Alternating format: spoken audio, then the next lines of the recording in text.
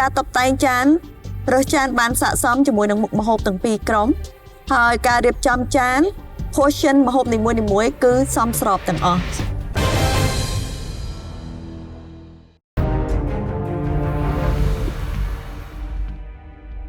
អូចានដូចគ្នា ចាសសួស្តីអ្នកទាំងពីរ អូខេលៀងហាក់ជាមួយនឹងរតនាអរគុណច្រើនសម្រាប់ក្រុមទាំងពីរការតុបតែងចានរើសចានបានស័ក្តិសមជាមួយនឹងមុខម្ហូបទាំងពីរក្រុមហើយការរៀបចំចាន portion ម្ហូបនីមួយៗគឺសមស្របទាំងអស់ស្អាតមែនតើអរគុណច្រើន សម្រាប់ចានប្រចាយគ្នាណា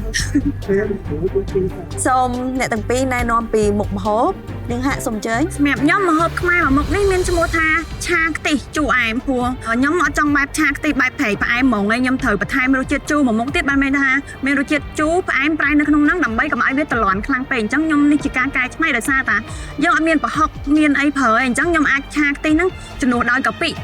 បស់ខ្មែរយើងអញ្ចឹងខ្ញុំអាចច្នៃយកក្លិនកៈពិហ្នឹងជំនួសប្រហុក ឆាខ្ទិះមួយមុខនេះខ្ញុំបានជ្រើសយកត្រីប្រាដោយសារតាប្រភេទត្រីប្រាវាអត់មានឆ្អឹងច្រើនហើយសាច់វាអត់ខ្សោះដូចត្រីឆ្នោទេអញ្ចឹងខ្ញុំជ្រើសរើសយកត្រីប្រា សម្រាប់បុកម្ហូបខ្ញុំមួយឆាននេះគឺមានឈ្មោះថាភ្លាម្រះត្រីប្រាហើយក៏ពួកខ្ញុំបានធ្វើវាយ៉ាងល្អិតល្អន់ហើយពួកខ្ញុំបានពីលេត្រីហ្នឹង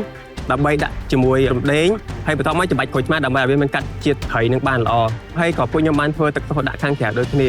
ភ្លារបស់ខ្ញុំគឺមានម្រះនៅក្នុងហ្នឹងហើយក៏រសជាតិបែបជូរ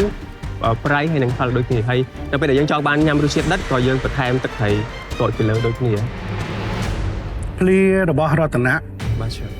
ពេលដែលអត់ទាន់ញ៉ាំជាមួយទឹកជ្រលក់ខាងក្រៅរសជាតិស្រាលមែនទេ បាទជឿ ចំណែករសជាតិភ្លាញោមតែដិតជូរផ្អែមប្រៃហឹរ បាទជឿ តែពេលយើងចាក់ទឹកជ្រលក់ចូលឆ្ងាញ់ បាទជឿ វាមានក្លិនឈ្ងុយកូរក្រៃឈ្ងុយទាំងស្លឹកក្រូចនៅក្នុងហ្នឹងយេសាច់ត្រីក៏អត់ឆ្អាបល្អមែនទែនយេស្រស់ ជាទូទៅភ្លាវាមានគ្រឿងផ្សំហ្នឹងវានៅក្នុងហ្នឹងស្រាប់ហើយយើងបាច់ថែមទឹកត្រីពីខាងក្រៅទៀតទៅត្រូវហ៎ប៉ុន្តែចង់សួរថាណាគេអ្នកធ្វើទឹកត្រីហ្នឹង ខ្ញុំឆាប់ ធ្វើឆ្ងាញ់មែនតើអរគុណច្រើន